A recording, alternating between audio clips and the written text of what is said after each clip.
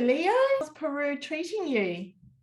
Great. I moved here at the end of 2021, and it's been the most challenging, most wonderful, most rewarding, best period of my life so far. So life is good. Wow.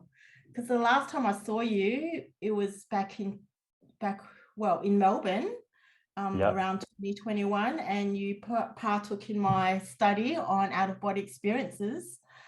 Yep. I never knew that you'll be in Peru, living there. Oh, wow. Well, thank you so much for joining me today and talking to me about this mysterious plant called Iboga. No, the pleasure's all mine. Thank you so much.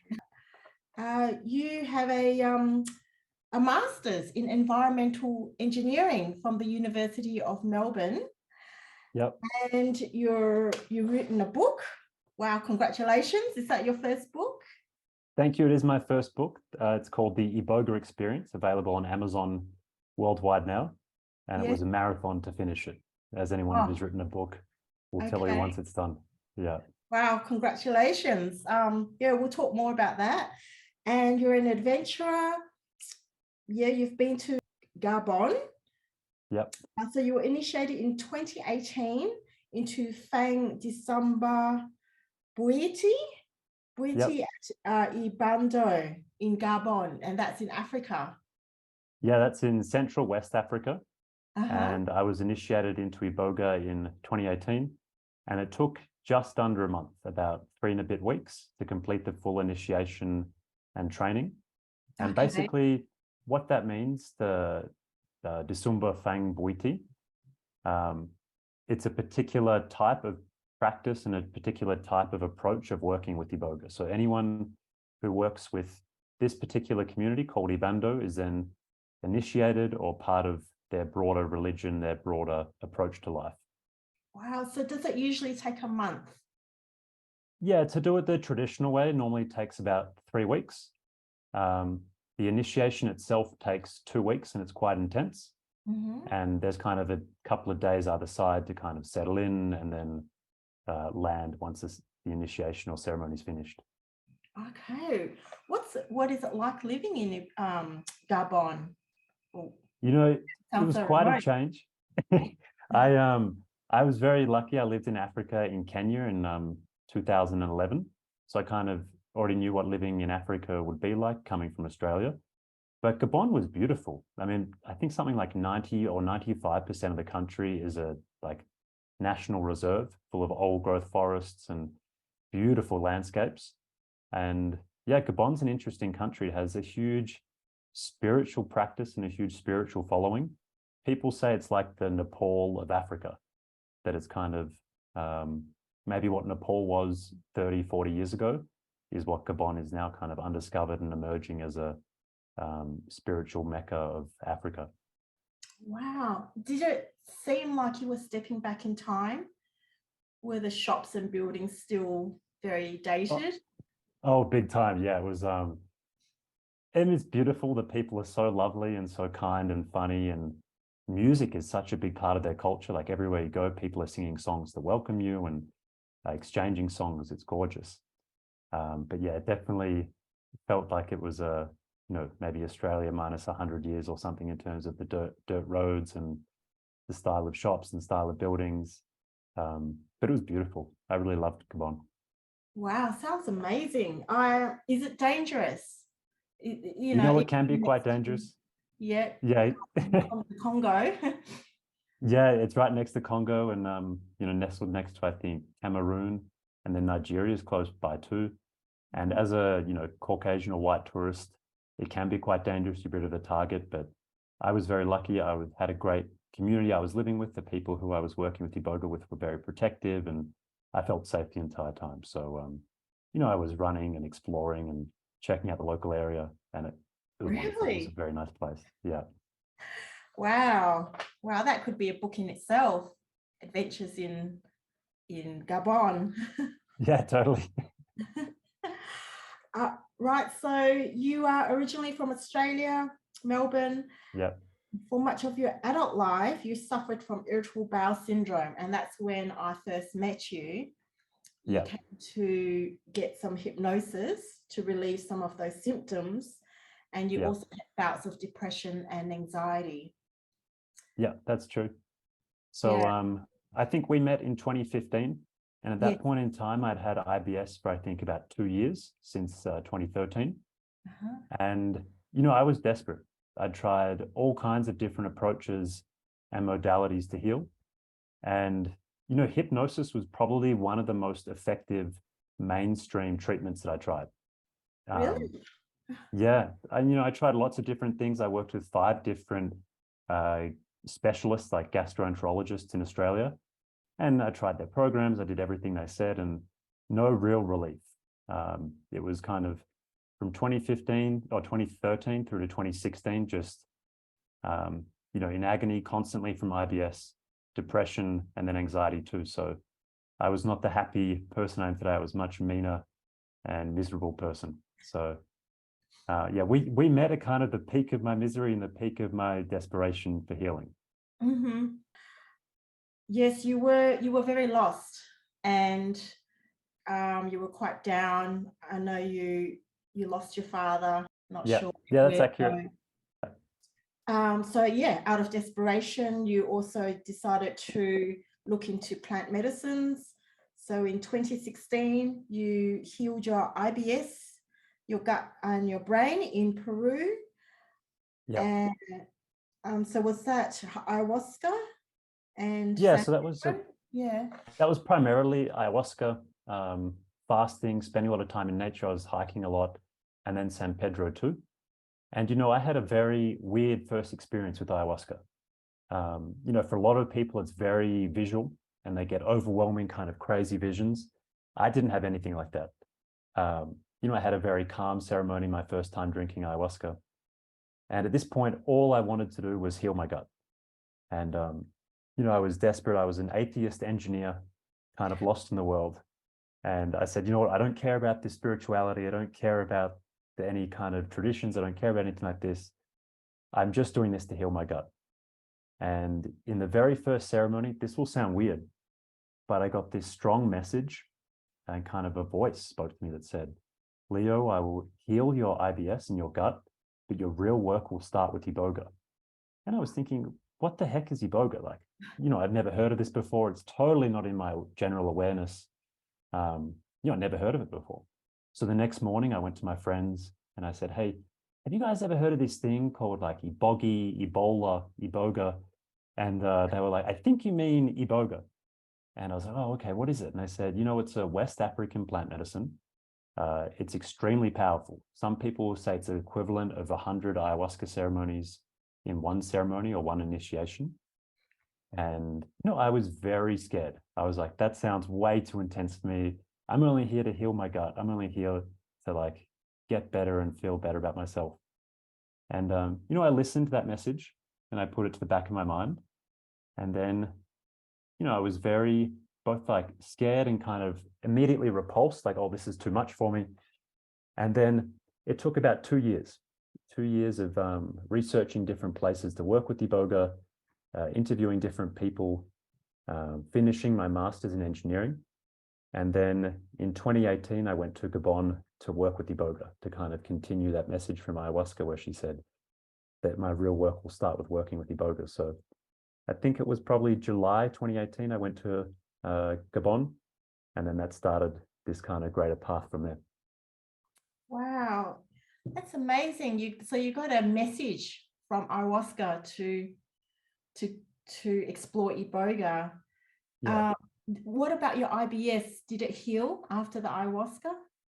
You know, I would say I drank ayahuasca that first time, I think 4 times. And after the third ceremony, I was like totally cured. I could eat anything I wanted. My energy was back. Everything was back online and I felt fantastic.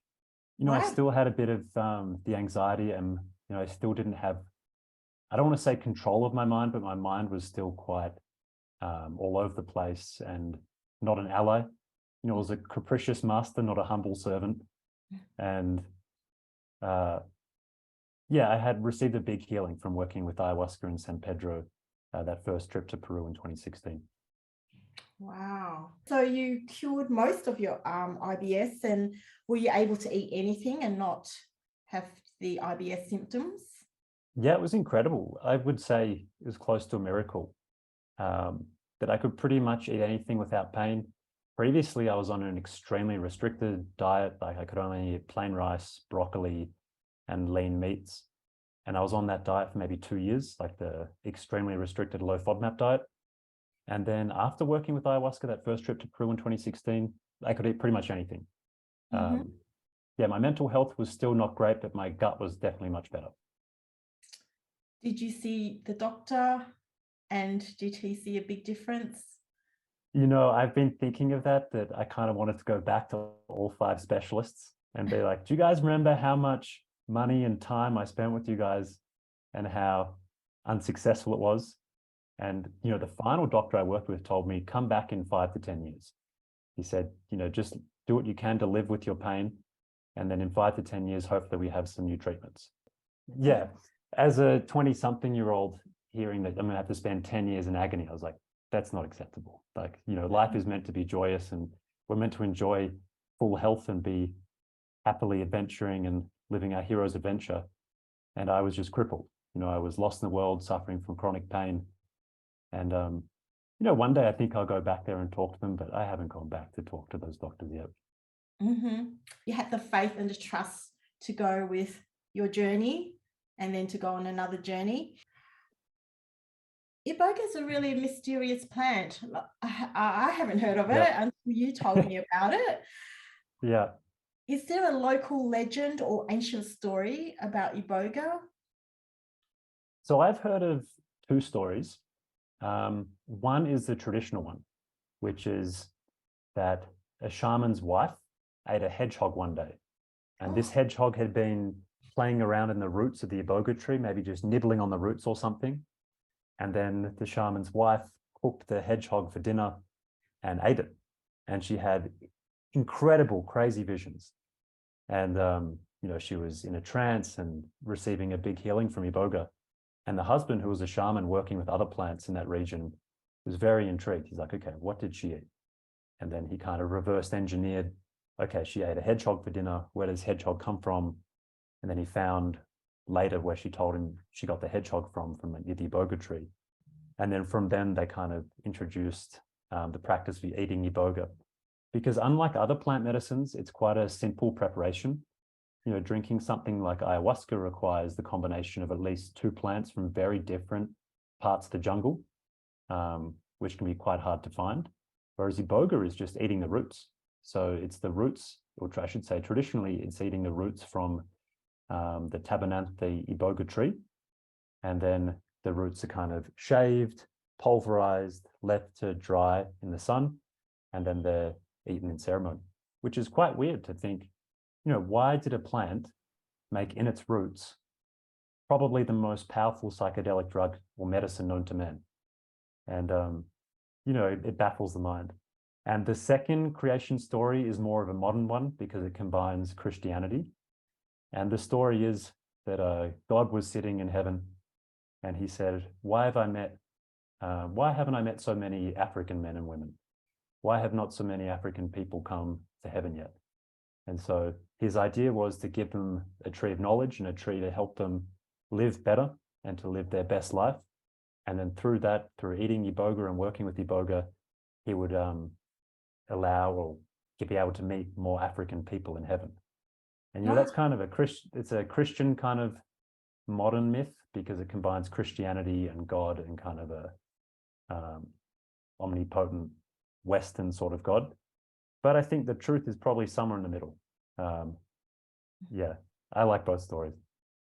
I do too. The tree of knowledge from the Yeah. Garden of Eden, that's pretty potent.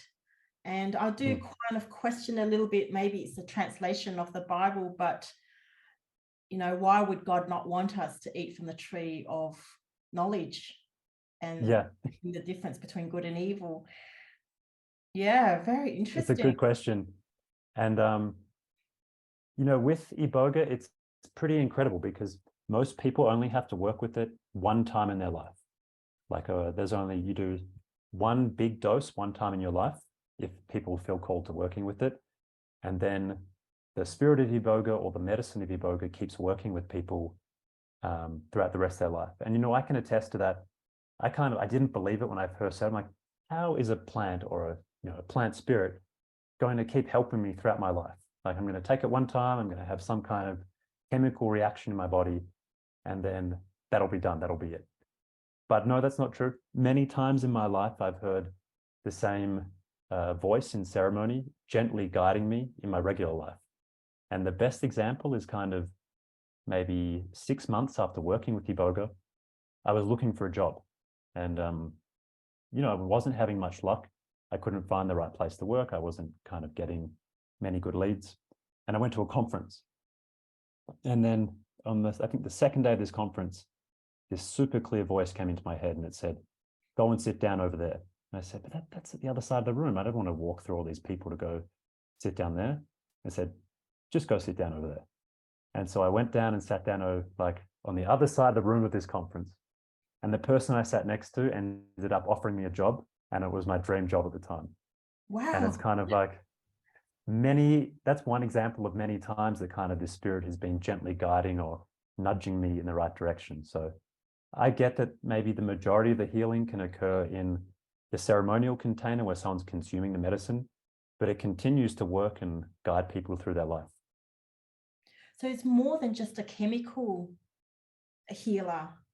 It seems like there's either that it opens you up maybe to hear the voice. Do you think it's your inner guidance or a guide, or do you really think it's a teacher from the plant, that voice? Oh, that's a really good question. My initial response is that I think it definitely makes you more open-minded. And it definitely, for me, calmed my mind a lot. So then I could kind of listen and discern between my own intuition, my own mental chatter, the monkey mind, and then also listen to maybe a higher consciousness or my higher self. So, the way I explained to people how it healed me, or the most tangible way that it healed me, was before working with Iboga, maybe 98 out of 100 thoughts in my brain were like negative, depressive, anxious. Like, oh, Leo, you're not good enough. You don't say that, don't do this, blah, blah, blah. Like these kind of really not so helpful thoughts. And then after working with Iboga, it's maybe 1 in 200. And then I can be like, okay, where did that thought come from? Okay, Leo, you didn't sleep so well last night. You had an argument with a friend or someone in your family. You've been working too hard, you're tired. And I can go back and disarm these thoughts and find out where they came from. And I guess within that, when the mind is quieter and the mind is kind of tamed or is an ally and not, a mean master, then hearing our intuition, hearing a higher self or hearing spirit or God is much easier. Yeah, I think we can all relate to that. The monkey mind, and a lot of our thoughts are negative. Yeah. So I think that's wonderful. That Iboga has shown you that and helping you be more control and aware of the monkey mind. I thought it was interesting, and I read it a little bit in your book so far. The Iboga plant, is it the seeds? And they look like little brains. Yeah, it's incredible. With the neocortex. Yeah. That is so cute. They look entirely like little brains. I remember the first time I saw one, I thought, this can't be Iboga. Like it genuinely looks like a brain. And, it's kind of like nature, doesn't leave details out. Nature doesn't make mistakes. And it's so funny that this plant that does such a profound job at healing people's minds and hearts, its seed looks identical to a human brain. Yes, there's a theory that we've got everything on our planet to heal us. And I do believe that. We just don't know, maybe we just don't know every single plant, or we haven't got that knowledge in modern times, at least. But we've got all the medicines in nature to help us. And what it looks like is the part of our body,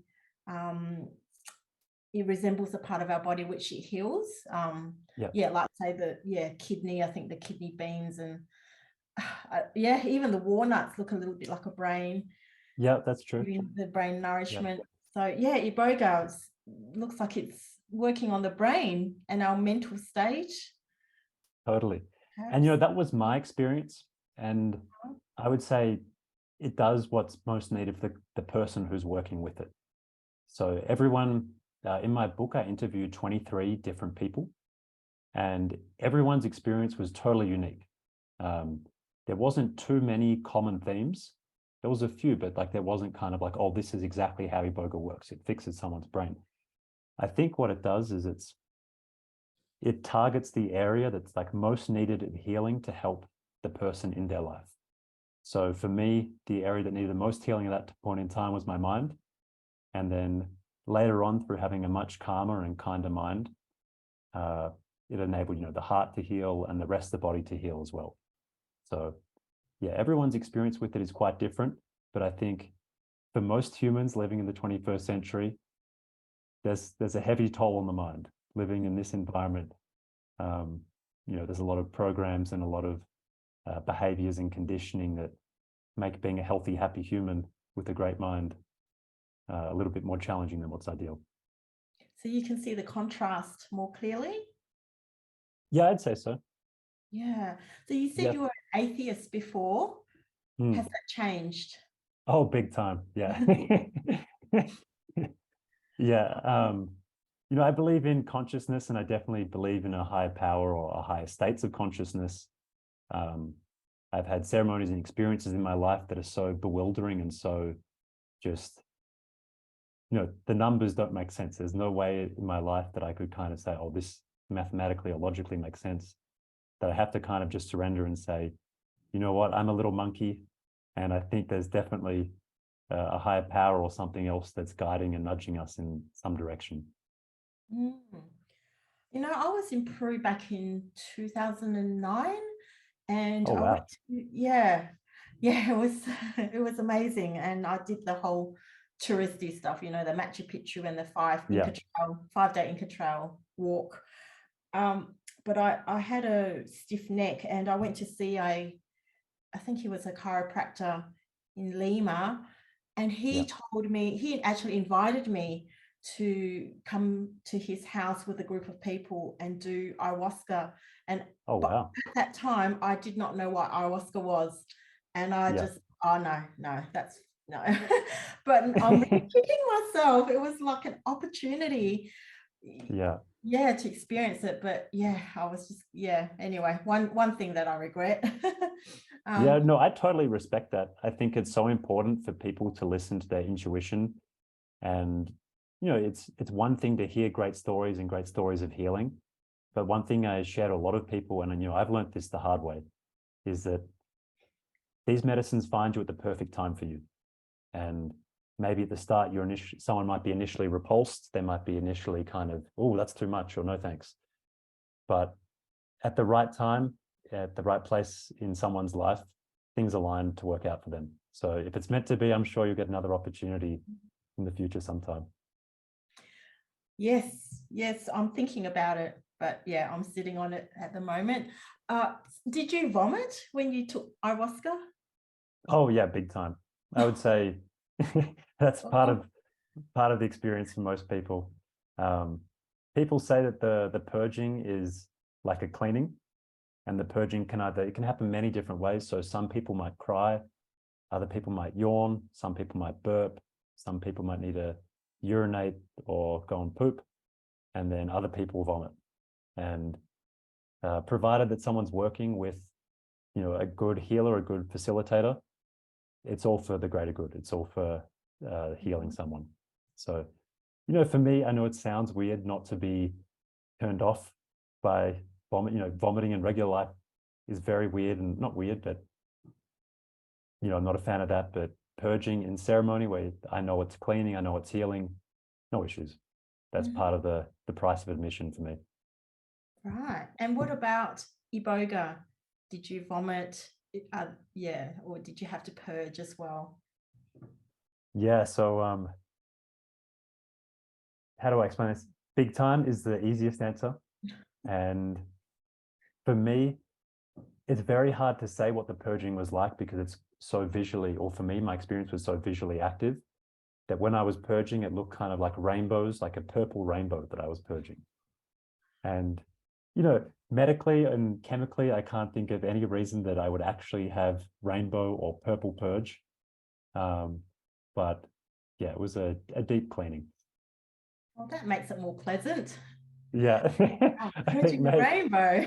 yeah, that's definitely much more pleasant than regular seeing chicken bones or something like that, you know, As long as you or didn't bits of play with carrot. it with your hands. Oh, no.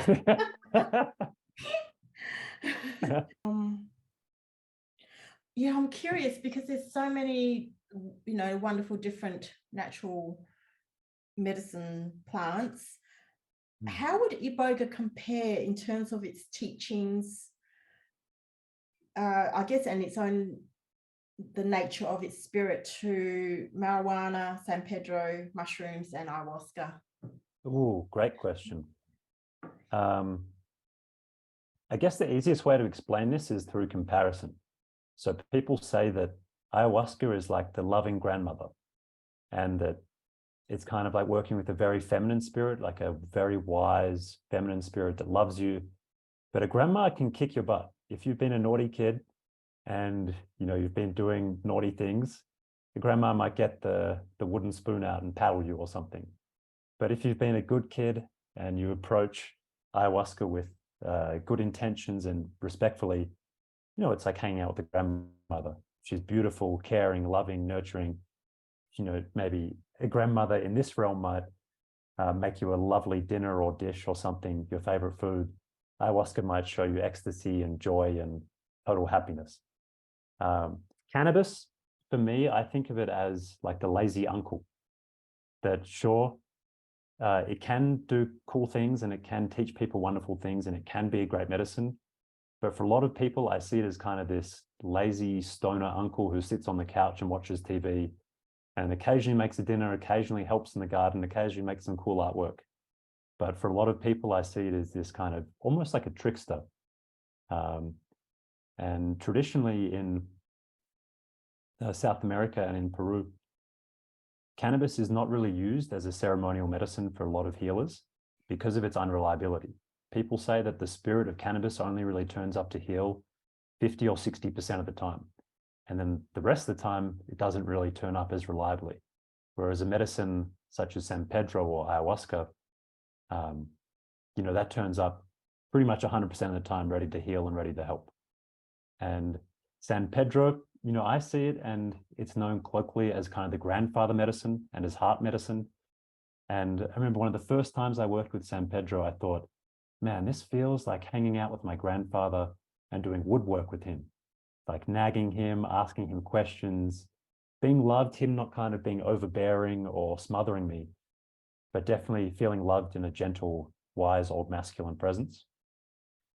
And Iboga is a tricky one. To apply that framework to Iboga, people in the book, some people described it as a feminine spirit. Most people described it as a very stern, very tough masculine spirit. For me, I would say it was kind of like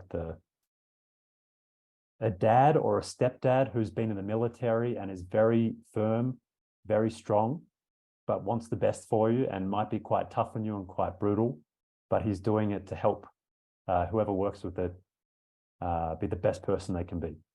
So, definitely that loving feeling and that kind of feeling supported with Iboga, for me, wasn't present in my experience when I worked with it. It was just very tough. And then that kind of love came later.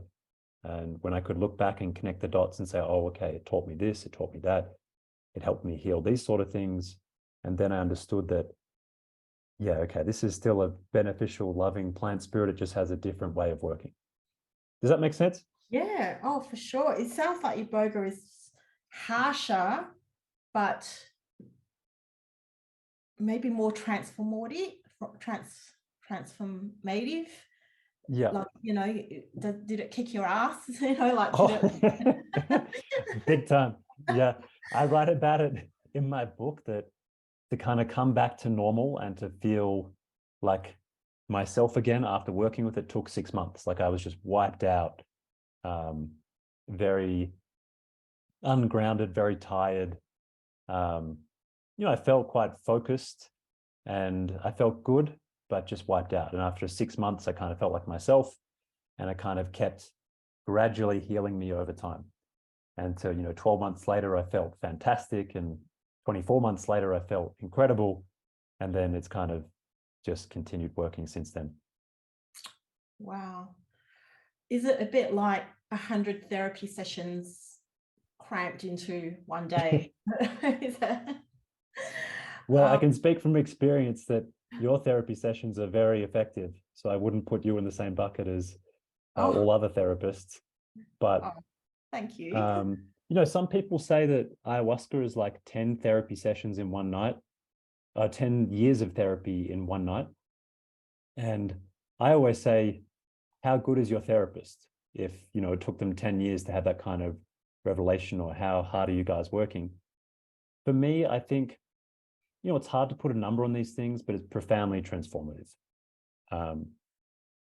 Yeah, I've had nights that felt like life-changing experiences working with ayahuasca, but for me, Iboga was definitely the single most transformative and intense experience of my life. And for most people, only one time in their life is enough. Whereas someone who's studying or working with ayahuasca might drink 100 or 200 times in their life, similar numbers with San Pedro. But for Iboga, yeah, once is good for me. The person who facilitated for me, he spent 10 years training. And in those 10 years of training, he was working with smaller doses, but he only did 2 large doses in his entire life. And he's a master. So 1 dose is a lot, 2 doses is enough for maybe multiple lifetimes. Mm-hmm. Yeah. I love in your book, you really emphasize the safety measures, because it is so potent, and you really guide the person to, I guess, make an informative decision as to, is it something for me or isn't it, and who's the best person to guide me through it. So I think it's so important. So back to the teachings of Iboga. You talked about it challenging your ego. What was that like? Oh my God. Yeah, that was great. I say great now looking back, but at the time, terrifying and crushing and brutal. But, beforehand, before working with Iboga, I thought I was the smartest person in the room. Very egotistical from a kind of like a compensating kind of behavior sort of mechanism. And after Iboga, it was a big humbling where, I realized I'm definitely not the smartest person in the room. If I act like the smartest person in the room, I definitely won't be the smartest person in the room, but the smartest person in the room is listening and asking questions and not telling people how smart they are. And for me, it humbled me in 2 ways. One is that it really broke my ego and destroyed it at that time, but then it also gave me something to aim for. And in the ceremony, I had this beautiful vision of kind of my higher self, like an angelic self that was glowing and radiant and happy and kind. And funnily enough, wearing a toga. Of all things to be wearing, I don't think I've ever worn a toga in my life, but I was wearing a toga in this vision. And, it gave me the 2 things. So 1, it humbled my ego, and 2, it gave me something to aim at. It showed me, okay, that's your higher self, Leo. That's how kind you can be, how nice you can be to people.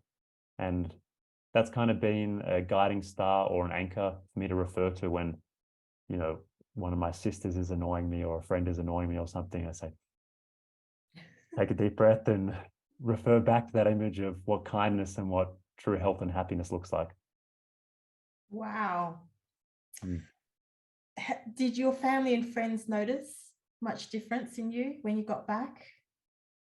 I think immediately they were quite worried because I was so tired and broken down, and, an ego shattering experience is not so easy, especially if the people around you liked you beforehand and liked the person that you were previously. But yeah, I mean, initially for maybe that first 6 months, they were quite concerned and quite kind to me and supportive. And then over time, they've become more open-minded and can really witness and see the full transformation in the experience. So in full disclosure, when I first started working these medicines, they were collectively quite unsupportive, and naturally I totally get where they're coming from. Their brother or son is going to a foreign country, he's taking drugs, he's working with weird shamans. Why doesn't he just do the normal thing of going to a doctor or hospital? And at the start there was disagreements, and there wasn't respect for that. But it's something I share to a lot of my friends on this less mainstream path, the kind of the path less traveled, is that the best thing is kindness and then success and happiness. That no person who loves you and wants the best for you can argue when they see, oh, look at Joyce, or look at this person, how happy they are, how successful they are, how driven they are about their projects and their passions. If they're a rational, kind person, eventually the evidence builds up and they say, okay, what's Joyce's secret sauce? What she's doing? Okay, tell me more about what's happening. And, I think that's a natural story and progression for a lot of people that work with plant medicines and spirituality and altered states of consciousness, that we face a lot of judgment from our friends, our family, our colleagues at work. And a lot of those relationships, maybe in their previous container or previous form, have to shift for people and have to change. But I think as long as we still hold the people in our hearts with love and kindness and don't take things too personally, I've struggled with that a bit, but eventually people come around, and eventually happiness and kindness, as trite and cliched as that sound, they kind of solve everything. Yeah, well, you didn't come back with a scattered mind. You're still logical. You wrote a book. Yeah. So you're a living testimony that that I guess challenges the misconceptions. But I guess you did it right. Like, you did your research and you found a reputable shaman to take you through. Yeah. Thank you. That's very kind. I did make mistakes, and that's kind of a reason why I did write the book. Working with ayahuasca that first time, I made all the mistakes that I wouldn't recommend to anyone to make. I didn't have any references or reviews for the shaman I worked with. I signed up through a hostel sheet, like a sign-up sheet in a hostel. I didn't speak to the shaman beforehand. I didn't tell him what I was looking to heal or do. And by a miracle, I received a healing. It could have gone the total opposite direction. I could have had an experience like your friend unfortunately had. And I was very lucky and very blessed that happened. And that's why now I'm kind of, I try and just tell people about the mistakes I made and how I didn't do things the right way, so then they can have a better experience too. Mm-hmm. Yeah, very important. And let's say with marijuana, a lot of people use it recreationally and even as a to escape or to deal with their emotions or anxieties. And a lot of long-term users seem to me, not everyone, but a lot of people seem very scattered and can't focus and just really ungrounded. I'm wondering whether there's any long-term studies of Iboga, and do you see similar things with Iboga, or is totally different? One, I would say it's totally different. And the best example I have for that are the people that initiated me, and then the people that facilitated and initiated my facilitators and initiators, so going back generations. And they were the most happiest, funniest, kindest, loving people I think I've ever met in my life. They were good workers when they needed to work. They knew how to relax and have fun when it was time to relax and have fun. And they were all very sharp and could share really useful and poignant information when they needed to. And, there's not so much of the long-term studies of Iboga in the West, because it was really only introduced, I think, about 40 or 50 years ago by a guy called Howard Lotsoff, who was a New York doctor and addicted to opiates. And, it had a very bumpy introduction into the West back when he first introduced it. He was a long-term chronic opiate addict. And just by chance, he happened to stumble across, or a friend gifted him like a very small dose of Iboga, that kind of not enough to be a full ceremony or not enough to be a full kind of initiation dose. And he took it, I think, one afternoon. And then the next morning he woke up with no like addictive tendencies. He had no like kind of cravings for opiates. And he realized, well, this thing just healed me in a night. And so, his practice initially, and the people that were called to Iboga initially when it first came into the West, most of the time were like long-term drug addicts. And a lot of them received healing, but statistically from that period, about 1 in 100 or maybe even 1 in 50 died from working with Iboga. And, that's because they weren't in great health. They had years of substance misuse, years of kind of not treating their body with all the nourishment and nutrients that it needs to thrive, and all these things that a healthy person not in the grips of substance misuse would be going through. And yeah, so Iboga's definitely can be very risky if someone does it not in great health, if they do it with someone who hasn't been trained. And I would guess nowadays for people doing Iboga by themselves at home without a teacher or without a facilitator who's been trained, that 1 in 100 death statistic is probably pretty accurate. That it can be extremely dangerous if it's not served in the right way. And if someone hasn't taken the time to prepare and get themselves as healthy as they can beforehand. But, I interviewed many people in this book who facilitated for over 1,000 people and never had a death. And one person had facilitated for over 2,000 people and never had a death as well. So, for someone knowing what they're doing and knowing how to prepare it in a safe way and facilitate in a safe way, it's extremely safe. Mm-hmm. If it's treated with respect and the appropriate preparation. Yeah. And I think that's common sense too, like with anything, Yeah. even with modern medicine. If you don't take it right, if you overdose on it, it can have really bad effects. Yeah. I wanted to ask you about if you want to share about meeting your father. Was it with ayahuasca, or you went through some kind of journey about your father? Only if you want to share. Yeah, no, that's a great question. And what a terrific memory that you have, because I think I mentioned that maybe one time when we caught up a long time ago, and you've held on to that. So good job. For me, a lot of my healing initially was centered around that father-son relationship. We didn't have a great relationship. He was a very hardworking man, a very smart man, but also very tormented. And I think deep down in his heart, quite a miserable man. And, I'm now, as ironic and kind of twisted as this seems, quite grateful for him and his misery that he went through, because he then put me through quite a bit of misery. Because without that, I wouldn't have found these plants, and I wouldn't have found this less mainstream life and the life less traveled. So I have a deep gratitude for him, for the misery and the pain he went through, because it set me up for the wonderful life I get to live now. But, for many of my earlier ceremonies, he was quite present. With ayahuasca, I've had many times of talking to him in ceremony.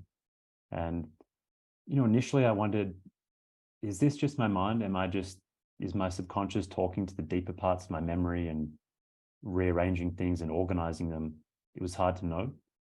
But then when I worked with Iboga, I had many conversations with him in the ceremony in that period of time, where I really felt like I made peace with him. And I understood where he was coming from. I understood his story, his mistakes in his life, the events he went through. And now we're cool. Now we're at peace. Now we're friends. Wow. But I haven't heard too many stories of people having that kind of similar experience of talking to a deceased parent that they didn't get along with. And for me, I'm just grateful for the experience. and grateful to have made peace with him. And we definitely get along much better now that he's in a different place, hopefully above, not down below. And yeah. Wow. So you really felt like you were talking to him and his spirit. Yeah. And I've had, when I worked with Iboga, I had one experience or one vision, where I was in a car and I was in the passenger seat in the back, and my grandfather, my opa, was driving, and my dad was in like the driver's passenger seat. And it was kind of this big reassuring that, oh, okay, the masculine spirit of my life is with me. They're guiding me. They're helping me. And they'll always be with me and always be guiding and helping me.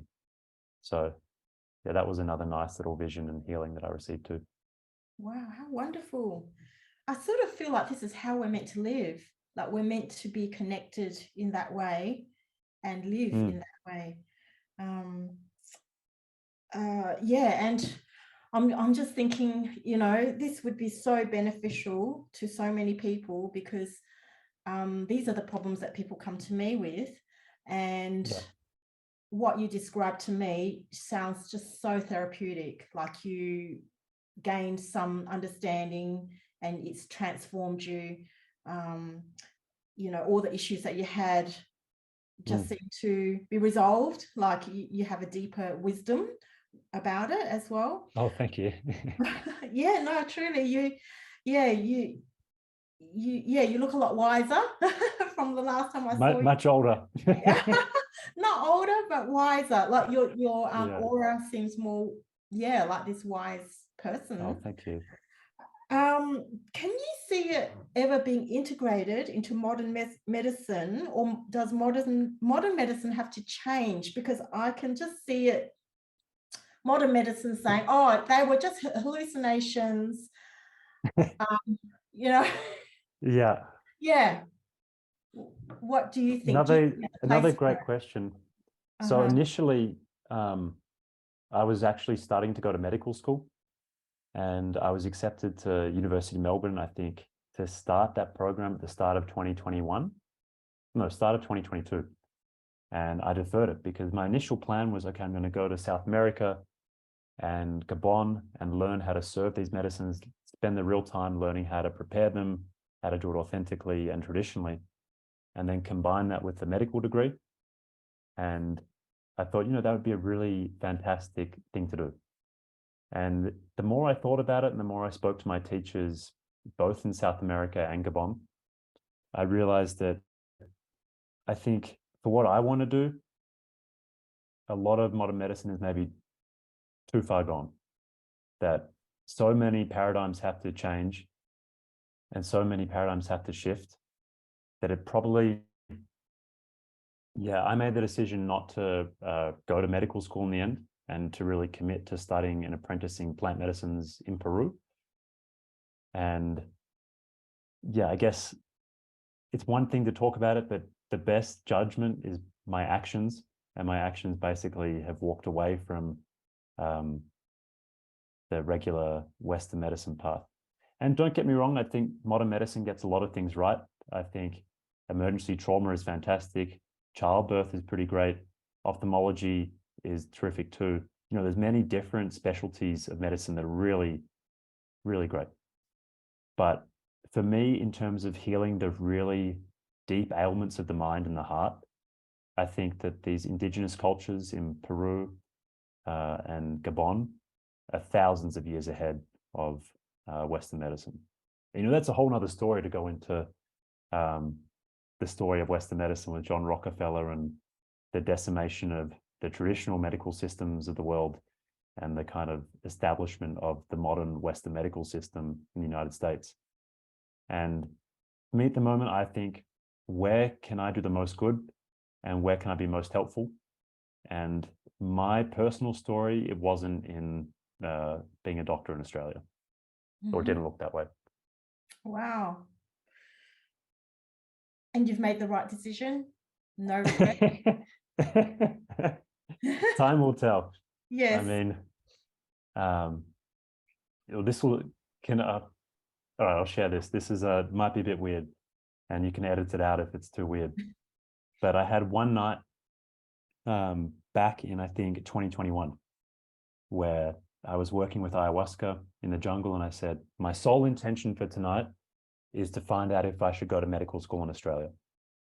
And, you know, in this ceremony, I would ask a question, say, okay, what about if I just go and do 1 year of medicine and kind of learn the basic foundations, the basic biology, basic pharmacology, and ayahuasca made me purge. And I was like, oh, okay.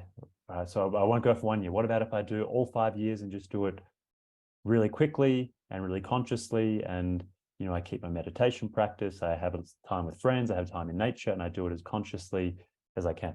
Big purge. And then I said, okay, what about if I do it online from Peru, if I can figure out big purge? And, you know, this happened probably about 7 times. And then eventually ayahuasca said to me, she's like, are you getting the picture yet? Do you see the pattern here? Like every time you ask me and you have some plan to go to medical school, I'm going to make you purge. We can do this all night. You can purge 30 times tonight if you want, 40, 50. And I said, all right. Yeah, I get the message. Okay, I think that's pretty clear. So, you know, that's a different question of, is it communicating with a higher intelligence or a higher state of consciousness or a higher self that kind of knows deep in our subconscious brain what's good for us and what's working? And for me, I think it's a mixture of all three, that we definitely are talking to a higher consciousness. I definitely was talking to my higher self, and I was kind of processing these deeper emotions and things in my subconscious brain that I'm not always present with. And the answer for me was very clear. So I guess we can say in 10 or 20 years' time if that was a good decision, but that's what it was a big factor in my decision not to go to medical school. It was that night. I feel you've made the right decision. I think if you went down your old life, you'd be just as stressed as everyone else. It's it is a real hamster wheel. It's just so, I don't know, I just get the vision of a polluted mind and just stress. And then not getting anywhere. It doesn't cure things, you know, like it maybe maintains things or helps people navigate through, well, not navigate through, but just tolerate jobs they don't like, or just meaningless, people feeling they don't have a purpose. So where you're at, it sounds so much more peaceful and purposeful and deep. Oh, thank you. It feels more nourishing. I enjoy it. And I guess there's that great Carlos Castaneda quote where he says, if the path has no heart, it's not the path, or something to that effect. And don't get me wrong, a lot of my friends from university that did go on to become doctors were and are some of the most kind, compassionate, intelligent, hardworking, wonderful people that I know. That they're truly wonderful people.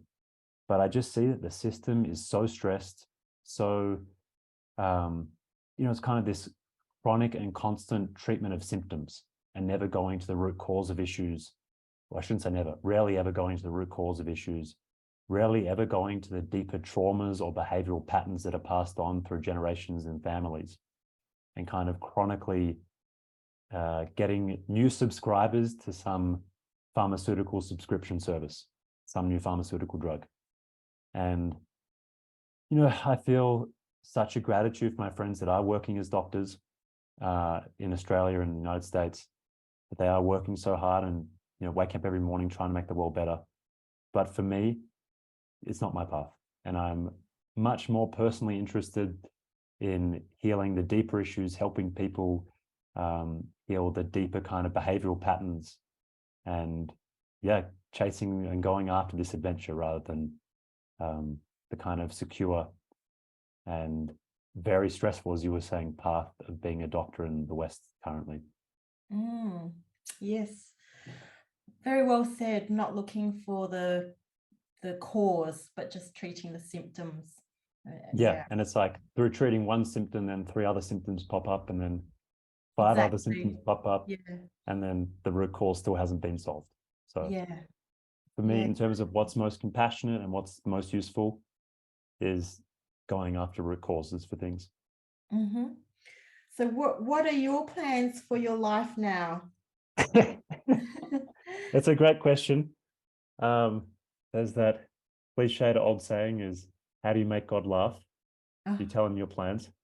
And Yes, I love that. for me right now, I'm really enjoying studying in Peru and Ecuador.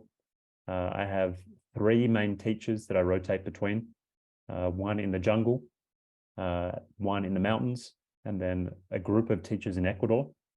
And I feel truly blessed because they're all terrific teachers and all not only way smarter than me, but have been doing this much longer, with much more dedication, and probably have more talent than me, in this spiritual kind of sense. So I feel very blessed just to be able to learn and study from them. But I was recently, gifted with this opportunity to do a 3-year apprenticeship in Peru, and that will be working with my teacher who's based in the mountains. So at this point in time, it looks like I'll be working on doing that apprenticeship for the next 3 years. I'm also writing a second book, which is called Mind Engineering. And that basically takes my old engineering perspective of breaking down problems and seeing problems from an engineering perspective, and then applying the wisdom and teachings that I've been learning from my teachers in South America and Gabon. So I'm trying to make a book that explains the indigenous and ancestral teachings from an engineering perspective in the most simple and easily digestible way. And then the other part of life is just enjoying it. I love life in South America. I love life of adventure. I love talking to people like you and just seeing what happens. Wow. Wow. Sounds wonderful. Wonderful life. And I know we're starting to have to wrap up because I'm going horse riding. Oh, wonderful. Yeah, but I could talk. Yeah, there's so much more to find out about this. I could talk for ages about this. Yeah, we can do it again. Oh, that'll be great. Yeah. Yeah, I'd love that. Just a couple of more questions, or 3 questions. Do you think Iboga can benefit the humanity and society as a whole, and how? Oh, yes, yes is the short answer. And the slightly longer answer is I think we change the world through changing ourselves. And I'm a testament to that I was a miserable, depressed, anxious, nasty, not so kind person before working with Iboga, both to myself and to other people. And then after working with Iboga, at least I think I'm a little bit kinder to people. I'm definitely kinder to myself. And I think, there's a growing number of people working with Iboga. And I don't think it's likely that it'll be prepared as a single kind of pharmaceutical tablet that people take every morning. They have isolated, probably, I don't want to say the main alkaloid, but one of the main compounds from Iboga called ibogaine. And that's used as treatment for addiction and also for psycho-spiritual growth. And that's gaining momentum. That's becoming quite popular, especially in the United States and in Europe. And so I think it's person by person as more and more people feel called to plant medicines. It can definitely change the world, but slowly, slowly. It's still critically endangered in the wild. So a big motivation of my book was giving 55% of the royalties to Iboga conservation, so that then future generations and future people would have the opportunity to work with Iboga. Because if everyone works with it immediately, we're going to run out of Iboga in the next 6 months. So it's important to kind of think longer term and, okay, how do we help the most people work with this in the most respectful, beneficial way? And that's probably on a much longer time frame, like taking a 20 to 30-year perspective, not a 1 to 5 year perspective. Wow. Okay. Wonderful. Anything else you want to tell us about your book? Anything else you want to tell us about your book? So the book is 23 interviews of people that worked with Iboga for all kinds of different motivations. There's people that worked with it for depression, anxiety, eating disorders, both obesity and anorexia. There's a whole lot of interviews in there about addiction. So people that worked with Iboga for cocaine, alcohol, methamphetamine, heroin, opiates, all sorts of things. And I really tried to make a one-stop shop book with the greatest hits of the advice from all the people. So at the start of the book, I have summarized sections that have, okay, how do you find a facilitator? How do you know if Iboga is right for you? How does someone prepare?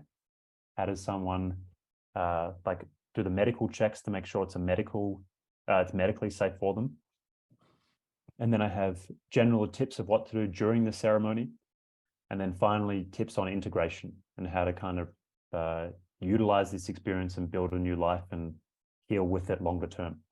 So there's both those 23 interviews of people that worked with it that are kind of like a therapy session in themselves, that people are, I was blown away with how vulnerable these people were and how open they were with their experience and what they were going through in their life.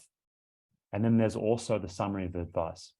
So if anyone looking to work with Iboga or any other plant medicine, it's a really, I don't want to say it's a really good book. I've tried to make it the best book that I could to be a useful resource for people.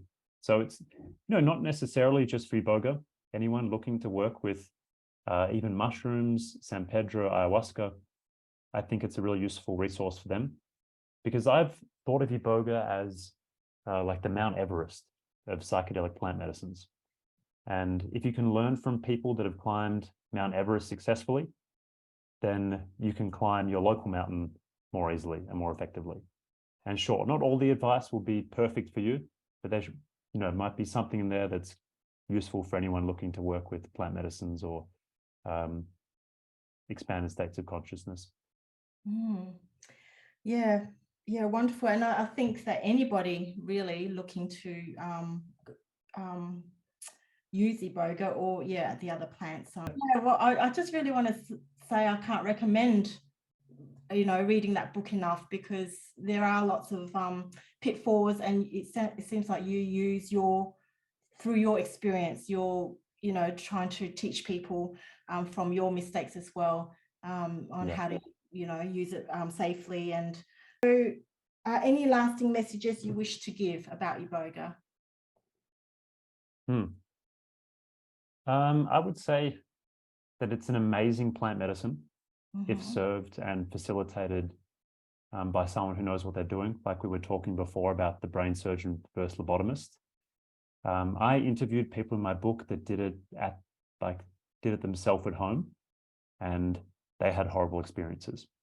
And in the end, I decided to remove those interviews from the book because I didn't want to encourage people to do it by themselves at home.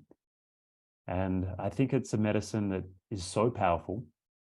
It's like a really powerful hammer. You can use it to rebuild someone's entire life and, totally change their existence, or it can be used to give someone brain damage and destroy their life.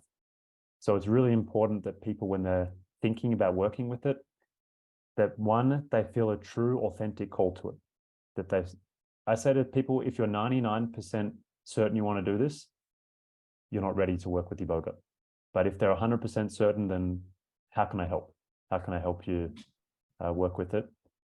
And I just have a huge gratitude to Iboga, to Tayo, who was the priest or facilitator who initiated me in 2018.